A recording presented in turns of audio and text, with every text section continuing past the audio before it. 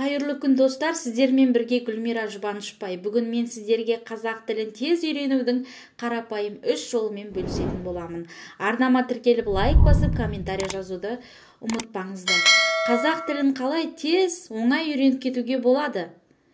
Ең алдымен алфавиттен, яғни Г, Қ, Х, Ң, Ö, О, Ö, Ә әріптерін дұрыс айтуды үйрену керек. Өйткені кез келген тіл дыбыстардан тұрады, ал дыбыстар әріппен белгіленеді. Оларды дұрыс меңгермей, естіген сөзді сауатты жазу, сөздікті емін-еркін қолдану мүмкін емес.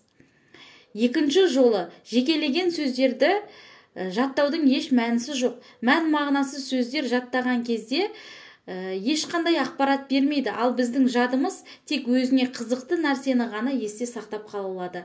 Мәселен, құрт деген сөзді алсақ, құрт деп ашыған сүттен жасалған тағамды айтамыз, құрт деп жәндікті айтамыз, құрт деп бір нәрсені көзге көрсетпе, алып кет деген мағынада айтамыз. Сондықтан сол сөздерді қысқа сөйлем күйінде есте сақтауға тырысу керек.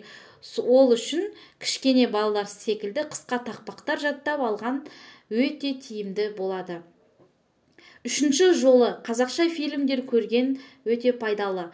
Бірақ кино көріп отырған кезде қасыңызға дәптер, сөздіктер және де кітап, қалам алып отырсаңыз, және паузаға қойып, сөздікті қопарып, қағазға жазып, сөздік қорыңызды ары қарай байыта түсесіз. Достар, онымен қоса жазған сөзіңізді сөздік дәптер арнап жазып, қайталай беретін болсаңыз, 1-2 айда қазақ тілінде емін-еркін сөйлеп кете аласыздар.